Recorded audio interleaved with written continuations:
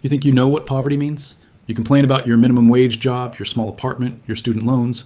But tonight, while you sit there scrolling through your phone, comfortable in your ignorance, I'm going to show you what real desperation looked like in the 13th century. And when I'm done, you'll never look at your morning coffee the same way again. Picture this. You wake up tomorrow and 90% of everything you own is gone. Your car, your electronics, your bed, your heating, your running water, your toilet paper. Gone. Now imagine that's not a nightmare. That's Tuesday. That was life for a medieval peasant, and they were the lucky ones who actually woke up. See, we've been fed this romantic lie about medieval times. Knights in shining armor, noble quests, chivalrous love stories. But here's what they don't tell you in those fairy tales. While knights were playing dress-up in their castles, 90% of Europe was living in conditions that would make a modern homeless shelter look like a 5-star hotel. And the smell, God, the smell would knock you unconscious. And let me paint you a picture that'll haunt your dreams. You're a peasant in 13th century England. You don't own anything. Not the land you work, not the house you sleep in, not even the clothes on your back. Everything belongs to your lord, including you. You're not a slave exactly, but you're not free either.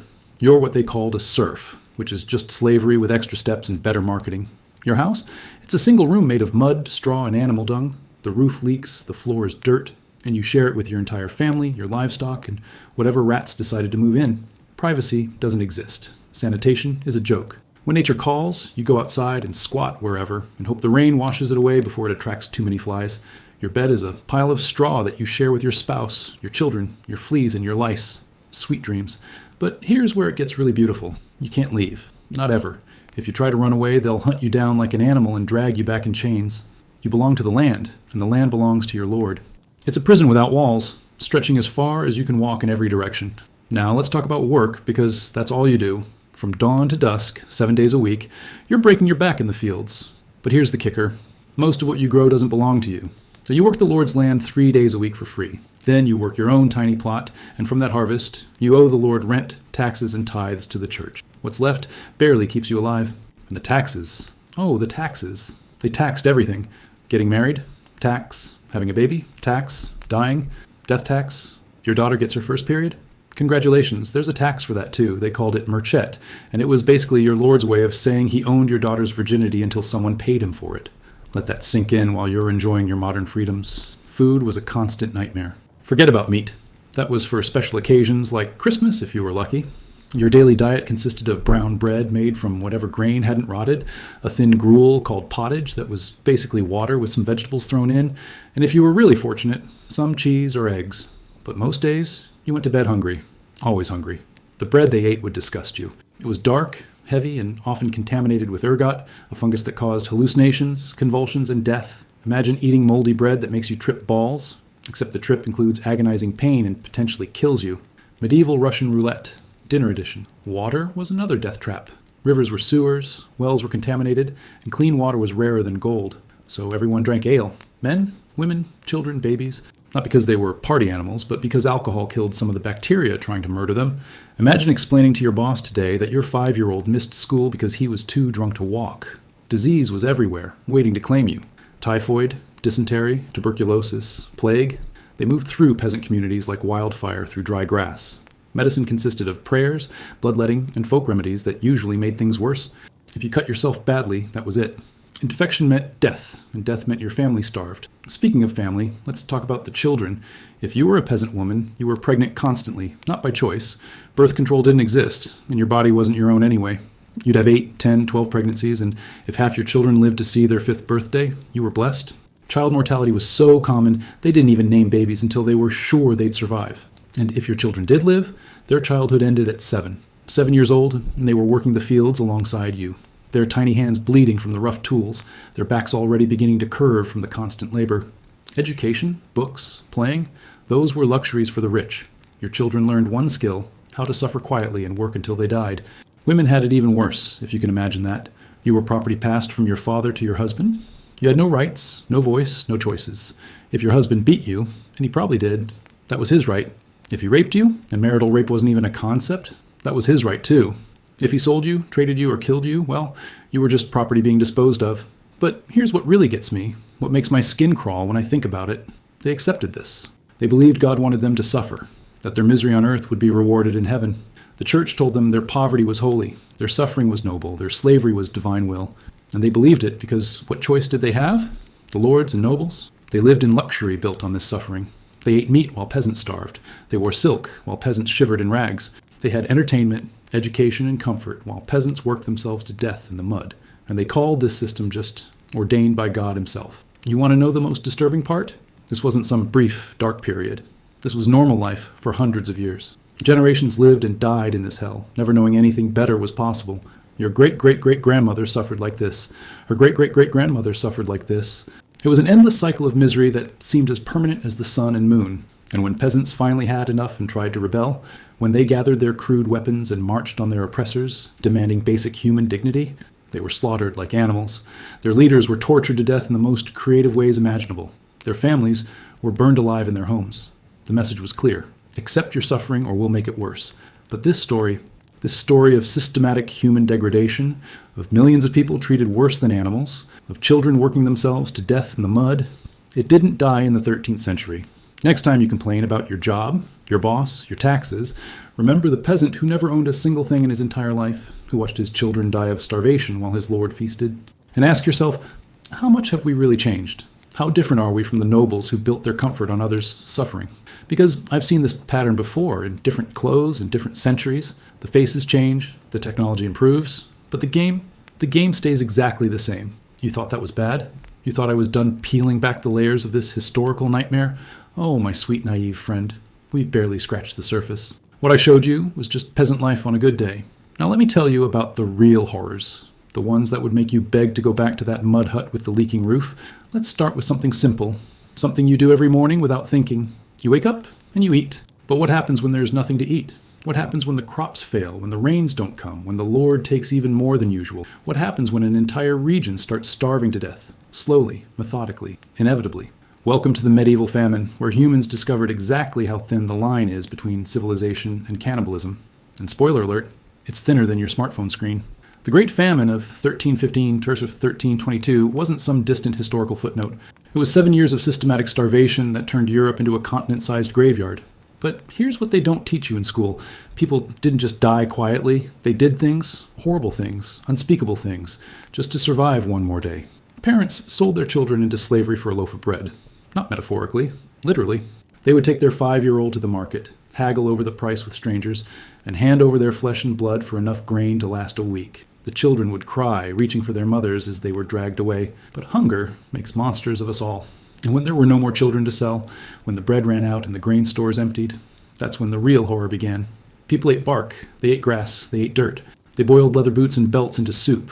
They caught rats and considered themselves lucky. But when even the rats were gone, they ate each other. I'm not talking about isolated incidents or desperate extremes. I'm talking about systematic cannibalism that swept across medieval Europe like a plague. Parents ate their children. Children ate their parents. Neighbors devoured neighbors. The dead were dug up from graveyards and consumed. The living were hunted like game animals. There are records, official church documents, legal proceedings, witness testimonies, describing in clinical detail how human flesh was prepared, cooked, and sold in markets. How people would lure travelers into their homes with promises of shelter, only to murder them for meat. How children would disappear from villages, and everyone knew where they'd gone, but nobody talked about it because they were all complicit. But you know what the most disturbing part is? The church, that supposed bastion of morality and compassion, they had official positions on cannibalism, not condemnations, guidelines. They debated whether eating human flesh during famine was a sin if it kept you alive to serve God. Some theologians argued it was actually virtuous, because preserving life was a divine duty. Picture that for a moment. Imagine your local pastor giving a sermon about the proper way to cook your neighbor. Imagine religious scholars writing treatises on which parts of the human body were acceptable to consume and which weren't. That happened. In broad daylight, with official church approval. Now let's talk about justice, medieval style. You think your legal system is corrupt? You think police brutality is bad? Let me introduce you to medieval law enforcement, where justice was a luxury only the rich could afford, and cruelty was an art form. If you were accused of a crime, and as a peasant you were always guilty until proven innocent, you had 3 options for proving your innocence. All of them involved pain, torture, and usually death. They called them ordeals, and they were based on the brilliant logic that God would protect the innocent from harm. Trial by fire meant holding a red-hot iron bar in your bare hands, or walking across burning coals. If your burns healed within 3 days, you were innocent. If they festered and you died from infection, well, God had spoken. Trial by water involved being thrown into a river while bound. If you floated, you were guilty and would be executed. If you sank and drowned, congratulations. You were innocent. Dead, but innocent. But my personal favorite was trial by combat. This was where you could hire a champion to fight on your behalf, which sounds almost civilized until you realize that as a peasant, you couldn't afford a champion. So you fought yourself with makeshift weapons against trained killers hired by your accusers. The theory was that God would strengthen the arm of the righteous. The reality was that justice went to whoever could afford the better fighter. And if you survived your ordeal, if you somehow proved your innocence through sheer dumb luck, well, you were still probably going to die because medieval medicine's response to severe burns, near drowning, or massive trauma was bloodletting, prayer, and hoping for the best. But let's say you avoided the law entirely. Let's say you kept your head down, worked your fields, paid your taxes, and tried to live quietly. You'd still have to deal with the casual, everyday violence that made medieval life a constant nightmare. Rape wasn't just common, it was systematic. Lords had the legal right to sleep with any peasant woman on their lands. It was called droit du seigneur, and it meant that your wedding night might be spent watching your new husband weep in the corner while his lord blessed your marriage. Your daughters weren't safe. Your wife wasn't safe. You weren't safe, because if you tried to protect them, you'd be hanged for assaulting a noble. Violence was entertainment. Public executions drew crowds like sporting events. People would pack lunches and bring their children to watch criminals being drawn and quartered, burned alive, or slowly tortured to death. The screams were part of the show. The agony was the point, and everyone cheered. They had methods of execution that were designed specifically to maximize suffering. Breaking on the wheel could take hours, or even days. The victim's limbs would be systematically shattered with hammers. Then they'd be left to die slowly of shock and internal bleeding. Flaying, skinning people alive, was considered an appropriate punishment for rebellion. Impalement could keep you conscious and screaming for days before you finally died. In the church, the same institution that preached love and forgiveness, they were often the ones ordering these tortures. They had their own courts, their own prisons, their own executioners. The Inquisition was just getting started in the 13th century, but they were already perfecting the art of extracting confessions through pain. They had detailed manuals describing exactly how to torture people without killing them too quickly. But here's what really keeps me awake at night: the children. Medieval childhood was a horror show that would make modern horror movies look like Disney cartoons. Child mortality wasn't just high, it was expected, normal, planned for. Children who survived infancy were put to work immediately. 5-year-olds were sent into mines where the tunnels were too small for adults. 6-year-olds worked 14-hour days in fields, their growth permanently stunted by malnutrition and overwork. 7-year-olds were apprenticed to masters who could beat them, starve them, or work them to death with no legal consequences. And if you think child abuse is bad now, you've never seen medieval discipline. Children were beaten with rods until they bled. They were chained to workbenches for hours. They were locked in cellars for days without food or water. This wasn't considered abuse. It was considered proper child rearing. The church specifically endorsed beating children, claiming it drove out sin and built character. Sexual abuse was rampant and completely normalized. Adult men routinely used child servants for sexual gratification. Child prostitution was legal and regulated. Children were sold into sexual slavery by their own parents, and nobody talked about it because children weren't considered fully human. They were property, tools, resources to be used and discarded. The life expectancy tells the whole story. If you made it to age 10 as a peasant, you might live to see 30 if you were incredibly lucky. Most died in their 20s, worn out by a lifetime of backbreaking labor, malnutrition, disease, and violence. Their bodies were twisted and broken before they were old enough to understand what had been stolen from them. And through it all, through every beating, every starvation, every degradation, they were told this was God's plan, that suffering was holy, that their misery on earth would be rewarded in paradise. The church grew rich selling this lie, while the people who believed it lived and died in conditions that would make hell seem comfortable. But this systematic brutalization of human beings, this normalization of cruelty, this acceptance of suffering as divine will, it didn't disappear with the Middle Ages. Next time you see injustice and do nothing, next time you accept that some people deserve to suffer while others prosper, remember the peasant children working themselves to death in medieval fields while nobles debated whether they had souls worth saving. And ask yourself, are we still selling the same lies, just with better marketing? You're starting to understand now, aren't you? You're beginning to see the shape of the nightmare that was medieval peasant life, but we're not done. Not even close. Because what I've shown you so far, the starvation, the cannibalism, the torture, that was just Tuesday. Now let me tell you about the things that happened when society completely broke down, when the thin veneer of civilization peeled away like rotting skin, revealing the monster underneath. Let me tell you about war, not the romantic version you see in movies, with noble knights and glorious battles. I'm talking about real medieval warfare, where peasants weren't heroes. They were the fuel that kept the killing machine running. They were cattle to be slaughtered, resources to be consumed, obstacles to be eliminated. When armies moved across the countryside, they didn't bring supplies. Why would they? The land would provide. And by the land, they meant you. Your grain stores, your livestock, your daughters, your life, everything was fair game for a hungry army. They called it living off the land, but it was really just organized pillaging with a fancy name. Picture this. You're working in your field when you hear the drums, that distant rumble that makes your stomach drop and your blood freeze. An army is coming. Maybe it's your lord's army, maybe it's his enemy's army, it doesn't matter. To you, they're all the same. Death on horseback, coming to take everything you have and leave you with nothing but corpses and ashes. The soldiers arrive like locusts. They take your food, your animals, your tools. They burn your crops, not out of malice, but out of strategy. Scorched earth tactics meant denying resources to the enemy, even if it meant condemning thousands of peasants to starvation. Your family's survival for the winter doesn't factor into military planning, and the women, God, the women. Rape wasn't a byproduct of medieval warfare. It was a weapon, systematic, deliberate, strategic. Armies would rape their way across the countryside, not just for pleasure, but to terrorize the population, to break morale, to demonstrate power. It was psychological warfare with your daughter's body as the battlefield. But here's what makes my skin crawl. They kept records. Detailed accounts of how many women were enjoyed by the troops, which villages were thoroughly pacified, how effective rape was as a tool of conquest. They wrote about it like modern generals write about ammunition expenditure, clinical, professional, efficient. The children weren't spared. Young boys were castrated and forced to serve as camp followers. Girls as young as 8 were taken as comfort for the soldiers. Babies were killed outright, not worth the food it would take to keep them alive. The lucky children were the ones who died quickly. And when the army moved on, when they left your village a smoking ruin populated by the traumatized and the dying, that's when the real horror began. Because armies attracted followers. Camp followers, they called them. Scavengers, bandits, and worse. They would arrive like vultures after the main force left, picking through the wreckage for anything the soldiers missed. These weren't desperate peasants trying to survive. These were predators who had learned that war zones were hunting grounds where normal rules didn't apply. They would torture survivors for information about hidden valuables. They would sell children into slavery. They would kill entire families for a few coins or a decent pair of shoes. But let's say you survived the war. Let's say you somehow avoided the soldiers, the bandits, and the camp followers. You'd still have to deal with the aftermath, the diseases that armies left behind like calling cards. Typhus, dysentery, plague, they spread through military camps faster than gossip. And when the soldiers moved on, they carried these invisible killers with them. The Black Death wasn't just a disease. It was a biological weapon that medieval warfare accidentally perfected. Armies would unknowingly seed plague across entire continents. One infected soldier could doom a city.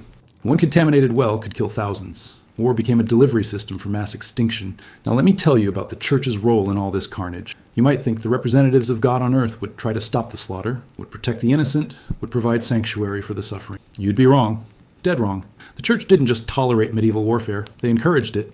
They blessed the weapons, sanctified the armies, and promised that killing infidels would guarantee a place in paradise. The Crusades were holy wars, they said. Genocide was God's will. Murder became a sacrament. But here's the really sick part. They profited from it. Churches would loan money to finance wars, then collect interest from the devastation. Monasteries would buy land cheaply from war refugees, then sell it back at inflated prices when peace returned. The institution that preached "thou shalt not kill" became one of Europe's largest arms dealers. And when peasants tried to resist, when they formed militias to protect their families and communities, the church branded them heretics and called for their extermination. The Albigensian Crusade wasn't fought against foreign enemies. It was fought against French peasants who dared to question church authority. 20 years of systematic genocide, blessed by the Pope, celebrated by nobles, ignored by history. The siege of Béziers tells you everything you need to know about medieval justice. When the city fell, the papal legate was asked how to distinguish between Catholics and heretics among the prisoners. His response, kill them all. God will know his own. 20,000 people were slaughtered in a single day. Men, women, children, babies, all murdered in the name of Christ. But warfare wasn't the only way peasants died en masse. Let me tell you about something even more insidious. The systematic economic terrorism that kept the feudal system running. It wasn't enough to own the peasants' bodies. The lords needed to own their souls. Debt was the weapon of choice. Lords would loan grain during famines, money during emergencies, tools during harvest, always at impossible interest rates. The debt would compound, generation after generation, until entire bloodlines were trapped in permanent servitude. Your great-grandfather's emergency loan became your grandson's inheritance of slavery. And if you couldn't pay, if your crops failed, or your animals died, or you got sick and couldn't work, that's when the real creativity began. Lords would claim your children as payment. Your daughters would become servants in the castle, which was a polite way of saying sex slaves. Your sons would become soldiers, which was a polite way of saying cannon fodder. The church had their own version of this racket. They sold indulgences, literally selling forgiveness for sins. Poor, God doesn't love you. Rich, your crimes are absolved with a donation. It was spiritual extortion on an industrial scale, and the profits funded the very wars that created more suffering to exploit. But the most diabolic part of the whole system was how it made the victims complicit in their own oppression. Peasants weren't just told to accept their suffering, they were taught to be grateful for it. The lords protected them from bandits, the church said. The nobles provided order and stability. Without the feudal system, there would be chaos. It was the perfect psychological trap. Any attempt at rebellion wasn't just treason, it was ingratitude. Any questioning of authority wasn't just dissent, it was madness. The system convinced its victims that their cage was actually sanctuary, that their chains were actually protection. And when peasants did rebel, when the pressure finally became too much and they rose up against their oppressors, the response was swift, brutal, and designed to terrorize any future would-be revolutionaries. The Peasants' Revolt of 1381 started with legitimate grievances, crushing taxes, legal injustices, economic exploitation. It ended with mass executions and a promise that the survivors' children would be born into even worse conditions. Wat Tyler, the rebellion's leader, was murdered during peace negotiations. His head was displayed on London Bridge as a warning. Thousands of peasants were hunted down and killed like animals. Their families were sold into slavery. Their villages were burned to the ground. The message was clear. Accept your suffering, or we'll make it infinitely worse. But here's what haunts me. What makes this whole nightmare even more disturbing. They documented everything. We have detailed records of the tortures, the executions, the systematic brutalization of entire populations. It wasn't hidden or secret or shameful. It was official policy, carefully recorded for posterity, proudly preserved as evidence of effective governance. Medieval account books list human lives alongside livestock and grain stores. Church records detail torture techniques with the same precision they use for religious ceremonies. Legal documents describe mass executions like modern bureaucrats describe budget meetings. The banality of evil, centuries before we had a name for it. And through it all, through every atrocity and every injustice, the system survived because it convinced people there was no alternative. This is just how the world works, they said. This is human nature. This is God's plan. The poor deserve their poverty. The rich deserve their wealth. And questioning this natural order is both futile and sinful. But this ideology of justified suffering, and this belief that some humans are worth less than others, this system that enriches the few by grinding the many into dust, it didn't die with the feudal system. Next time you see homeless people and think they deserve their fate, next time you accept that children starve while others feast, remember the medieval peasant who was told his misery was holy while his lord's luxury was righteous. And realize that the script hasn't changed. We've just updated the costumes and improved the special effects. Now comes the part that's going to make you question everything you think you know about human civilization. We've talked about the physical horrors, the starvation, the violence, the endless grinding poverty. But what I'm about to reveal is far worse, because it attacks something deeper. It destroys the very idea that humans are fundamentally good, that we're capable of progress, that we learn from our mistakes. Let me tell you about the Children's Crusade of 1212. Not the sanitized version you might have heard, but the real story. A tale so twisted, so profoundly evil that it makes everything else we've discussed look like a children's bedtime story. Picture this. Thousands of children, some as young as 7 years old, marching across Europe with nothing but the clothes on their backs and a promise that God would part the Mediterranean Sea for them to walk to Jerusalem. They were led by a 12-year-old French peasant boy named Stephen, who claimed Jesus himself had appeared to him with this divine mission. Sounds like religious devotion, right? Innocent faith? That's what they wanted you to think. But here's what really happened. This wasn't spontaneous religious fervor. This was a carefully orchestrated human trafficking operation disguised as a holy crusade. The divine visions were planted. The religious rhetoric was scripted. The whole thing was a massive con job designed to harvest thousands of children for the slave markets of North Africa. And the beautiful part? The victims helped recruit more victims. Children convinced other children to join them. Parents blessed their babies as they marched off to be sold like cattle. Merchants financed the expedition, promising free passage to the Holy Land. Church officials sanctified the mission, declaring it God's will. Nobles provided protection and guidance. Everyone involved knew exactly where these children were going. And it wasn't Jerusalem. The children marched for months through hostile territory, begging for food, sleeping in fields, dying of exposure and disease. Many were picked off by bandits who sold them into slavery before they even reached the coast. Others were raped and murdered by the very pilgrims who claimed to share their holy mission. When the survivors finally reached the Mediterranean, the sea didn't part. Shocking, I know. Instead, they found ships waiting. Slave ships with holds specially prepared for human cargo. The children were loaded aboard like livestock, chained in the dark, breathing each other's waste and vomit as they sailed toward North African markets. Most died during the voyage. Those who survived were sold to the highest bidders, some for manual labor, others for sexual exploitation, the prettiest ones for the harems of wealthy merchants.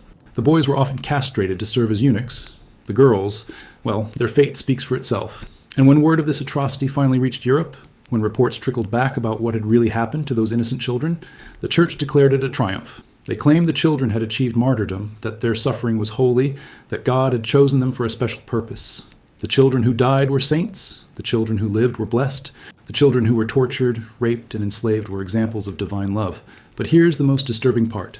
This wasn't an aberration. This was business as usual. The Children's Crusade was just one operation in a vast network of human trafficking that stretched from Ireland to Constantinople, from Scandinavia to Sicily. Children were the most valuable commodity in medieval Europe, and everyone was involved in the trade. Monasteries bred children specifically for sale. Convents operated as baby farms, with fallen women kept pregnant to produce merchandise. Orphanages were shopping catalogs for wealthy buyers looking for young servants, concubines, or playthings. The church taxed every transaction and blessed every sale. And the parents? Many of them sold their own children willingly, not out of desperation, though that was common too, but out of greed. A pretty daughter could fetch enough money to buy land. A clever son could fund a business venture. Children were investments, and smart parents knew when to cash out. The legal system was designed to facilitate this trade.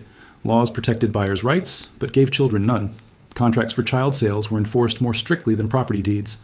Running away from your owner was a capital offense for the child.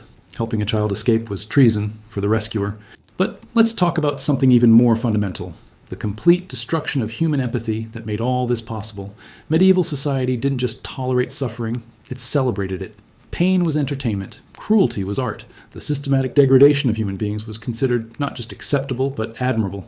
Public torture wasn't hidden away in dungeons. It was the social event of the season. Entire families would travel for days to watch a particularly elaborate execution. Vendors sold food and souvenirs. Children played games mimicking what they saw. The screams of the dying were the soundtrack to medieval civilization. They had torture techniques specifically designed to maximize suffering while preventing death. The breaking wheel could keep a victim conscious and screaming for days. Flaying, removing the skin while the person was still alive, was considered appropriate punishment for relatively minor crimes. Drawing and quartering was a form of public entertainment that drew crowds like a modern rock concert. And the creativity they brought to causing pain, it was staggering. They invented devices that crushed bones slowly, tools that tore flesh methodically, machines that combined multiple forms of agony in perfectly orchestrated symphonies of suffering. These weren't primitive barbarities. They were sophisticated technologies of torture engineered with the same precision that built cathedrals. The worst part? They justified it all through religion. Torture wasn't cruelty, it was purification. Pain wasn't evil, it was medicine for the soul. The more someone suffered, the more their sins were cleansed. Death through agony wasn't murder, it was mercy, sending souls to heaven faster than natural death ever could. The church developed entire theological frameworks to explain why suffering was holy. Priests gave detailed sermons about the spiritual benefits of physical pain. Scholars wrote treatises proving that torture was not just permissible, but necessary for salvation. They turned sadism into sacrament, cruelty into compassion. And the people believed it. They had to believe it, because the alternative was admitting they lived in hell. So when they watched children being flayed alive, they told themselves it was God's will. When they saw families torn apart by slavery, they called it divine justice. When they participated in mass murder, they convinced themselves they were doing holy work. This psychological manipulation was the true masterpiece of medieval social control. They didn't just break people's bodies, they broke their capacity to recognize evil. They made victims grateful for their suffering. They made bystanders complicit in atrocities. They made monsters believe they were angels. Take the practice of serfdom, slavery by another name. Peasants weren't just owned, they were convinced that being owned was a privilege. They were told that without their lord's protection they would die. They were taught that freedom was actually a curse, a burden too heavy for simple people to bear. And they believed it. Generations of peasants lived and died convinced that their enslavement was actually liberation, that their oppressors were actually saviors. When rebellions did occur, other peasants often helped put them down, afraid that losing their chains might mean losing their protection. The Stockholm Syndrome on a civilizational scale. Entire populations identifying with their captors, loving their abusers, defending the systems that destroyed them.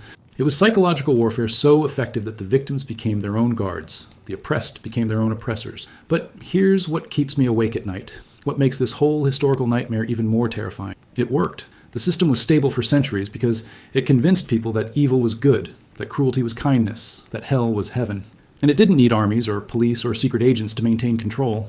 It just needed to twist people's perception of reality until they couldn't tell up from down. The medieval world created a perfect inversion of morality where the worst criminals were saints, the greatest virtues were sins, and the most evil acts were blessed by God himself. And somehow, impossibly, millions of people lived their entire lives in this upside-down reality without ever questioning it. They created a civilization based on lies so fundamental, so complete, that truth became literally unthinkable. People couldn't conceive of alternatives because they'd been trained from birth to see slavery as freedom, suffering as joy, death is life. It was the ultimate triumph of propaganda over reality, faith over evidence, authority over truth. And when isolated voices did cry out, when someone tried to point out that the emperor had no clothes, that the system was built on mountains of corpses and rivers of blood, they were declared insane, heretical, possessed by demons. Truth-tellers became enemies of the state. Reality became treason. But this systematic inversion of morality, this ability to make people love their own destruction, this talent for turning victims into volunteers, it didn't disappear with the Middle Ages. Next time you see people defending the systems that exploit them, next time you watch victims blame themselves for their suffering, remember the medieval peasant who thanked God for his chains and begged his master not to set him free. And ask yourself, how many of our modern beliefs would seem equally insane to someone looking back from the future? We're near the end now, and I can see the question in your eyes. The same question that haunts every thinking person who stares too long into the abyss of human history. How? How did this happen? How did millions of people live and die in conditions that would make animals revolt? How did parents watch their children suffer and do nothing? How did an entire civilization build itself on a foundation of systematic cruelty? The answer is going to destroy whatever faith you still have in human nature. Because it wasn't ignorance. It wasn't lack of alternatives. It wasn't even desperation. It was choice. Deliberate, calculated, rational choice made by people who understood exactly what they were doing and did it anyway. Let me show you the architecture of evil, not the sudden explosive kind that makes headlines, but the slow, methodical kind that builds civilizations, the kind that doesn't announce itself with dramatic flourishes, but seeps into every corner of daily life until horror becomes normal, cruelty becomes comfortable, and evil becomes ordinary. Medieval society was designed. Every aspect of the feudal system, every detail of peasant oppression, every mechanism of control was carefully planned and methodically implemented by people who understood precisely how to break the human spirit without killing the human body. They were social engineers centuries before we had a name for the profession. Take the village layout. It wasn't random. Peasant hovels were deliberately clustered around the Lord's manor, ensuring constant surveillance. You couldn't move, couldn't meet, couldn't even breathe without being watched. The church was positioned to oversee everything, its bell tower serving as both spiritual center and panopticon. Every architectural choice was a choice about control. The calendar itself was a weapon. Religious holidays weren't just celebrations. They were psychological operations designed to channel peasant frustration into harmless rituals. Work was scheduled to prevent rest, but rest was timed to prevent organization. Harvest festivals weren't about joy. They were about reminding peasants that their labor belonged to others, that their sweat produced feasts they'd never taste. Even language was weaponized. The words peasants used to describe their own lives were chosen for them. They didn't call themselves enslaved. They were blessed with protection. They didn't call their suffering oppression. It was God's plan. The vocabulary of resistance was systematically removed from their dialect, replaced with terms that made rebellion literally unthinkable. But the true masterpiece was the way they engineered scarcity. Food shortages weren't natural disasters. They were manufactured crises designed to keep populations weak, desperate, and dependent. Lords would hoard grain while peasants starved, not out of greed, but out of strategic calculation. Hungry people don't rebel. Hungry people beg. The church played their role perfectly in this theater of controlled suffering. They didn't just preach acceptance of misery. They created theological frameworks that made questioning the system equivalent to questioning God himself. Poverty wasn't injustice. It was humility. Suffering wasn't cruelty. It was purification. Resistance wasn't courage. It was sin. And when natural disasters did occur, plagues, famines, floods, the system was ready. These weren't random tragedies to be weathered together. They were opportunities to tighten control, to blame victims for their own suffering, to convince people that their pain was punishment for insufficient faith, inadequate submission, imperfect obedience. The Black Death killed a third of Europe's population, but the survivors didn't revolt. They prayed harder. They accepted that God was angry with them. They begged for forgiveness for sins they'd never committed. The greatest catastrophe in human history became evidence not of systemic failure, but of divine justice. But here's where it gets truly diabolical.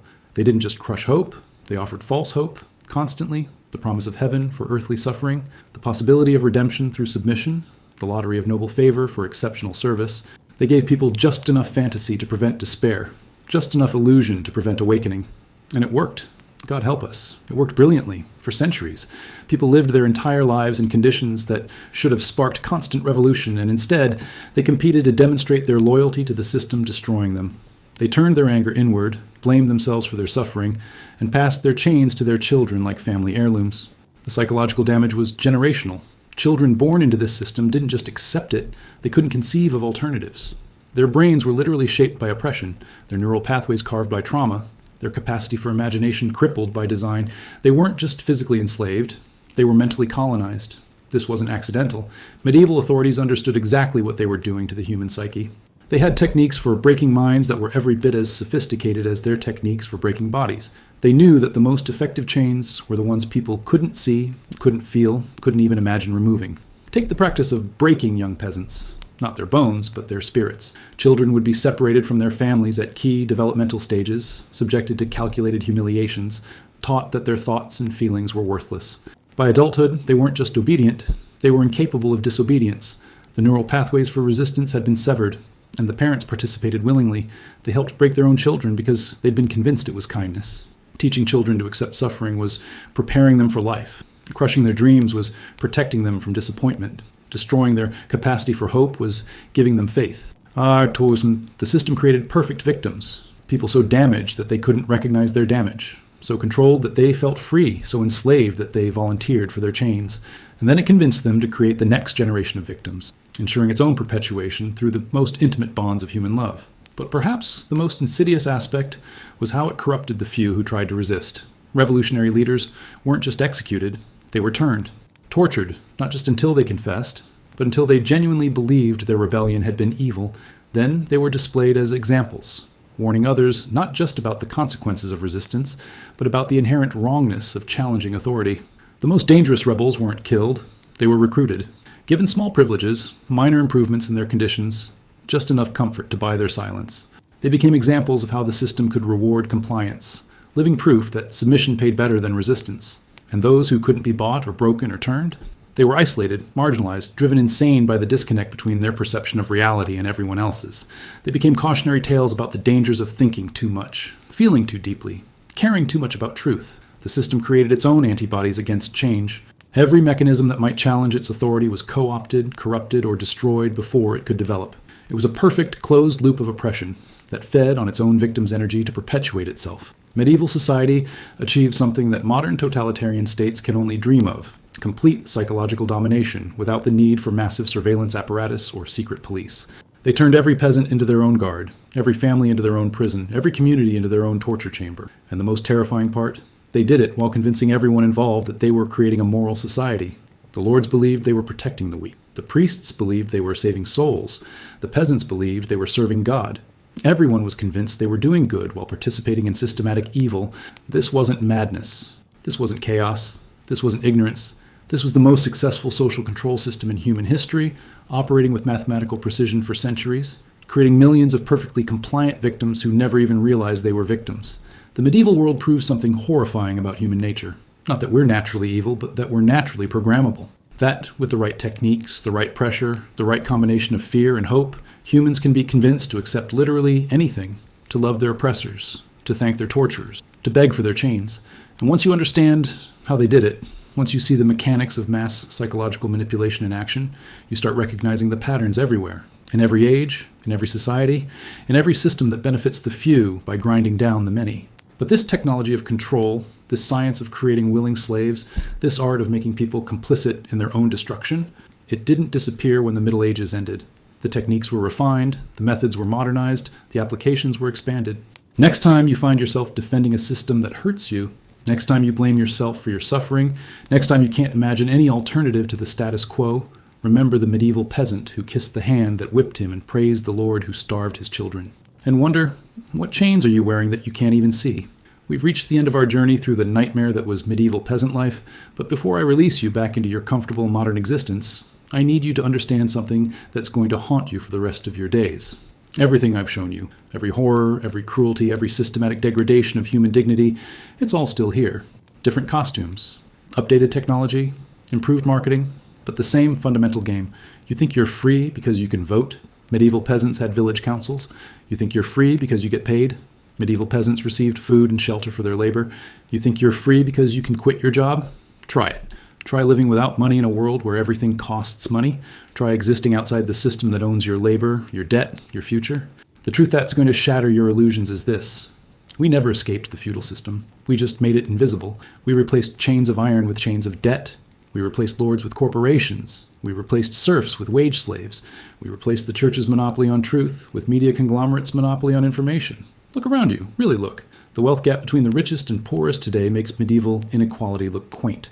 A handful of people control more resources than entire medieval kingdoms, while millions work multiple jobs and still can't afford basic necessities. We have homeless people dying in the shadows of empty luxury apartments, children starving while food rots in warehouses, sick people dying because they can't afford medicine that costs pennies to produce. And what do we call this system? Freedom, democracy, the natural order. We've been taught to see our chains as choices, our exploitation as opportunity, our desperation as motivation. We compete desperately for the privilege of making other people rich while we struggle to survive. We call it capitalism, but it's feudalism with a facelift. The psychological control mechanisms are still there, just updated for modern consumption. Medieval peasants were told their suffering was God's will. We're told it's market forces. They were promised heaven for earthly misery.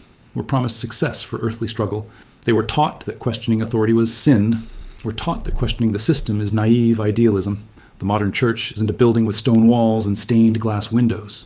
It's a media ecosystem that shapes reality through repetition, that sells salvation through consumption, that promises redemption through compliance. The priests are influencers, politicians, and corporate spokespeople, all preaching the same gospel.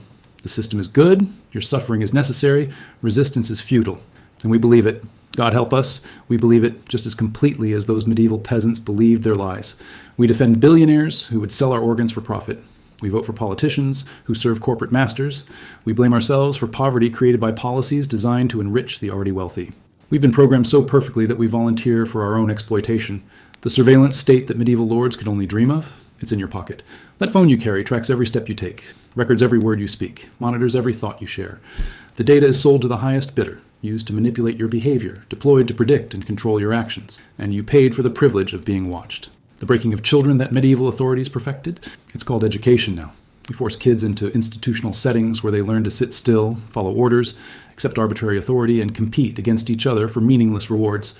We crush their creativity, suppress their curiosity, and train them to be compliant workers in a system that will consume their lives. The manufactured scarcity that kept medieval peasants desperate, it's everywhere. Artificial housing shortages drive up rents while buildings sit empty. Planned obsolescence ensures you keep buying things that are designed to break. Information is paywalled while disinformation spreads freely. We live in abundance, but are taught to accept scarcity as natural law. The violence is still there too, just more subtle. Economic violence that destroys lives without spilling blood. Legal violence that criminalizes poverty while legalizing predation. Psychological violence that convinces victims they deserve their suffering. We don't burn heretics anymore. We bankrupt them, ruin their reputations, make them unemployable. And the most chilling parallel, the way the system turns victims into enforcers.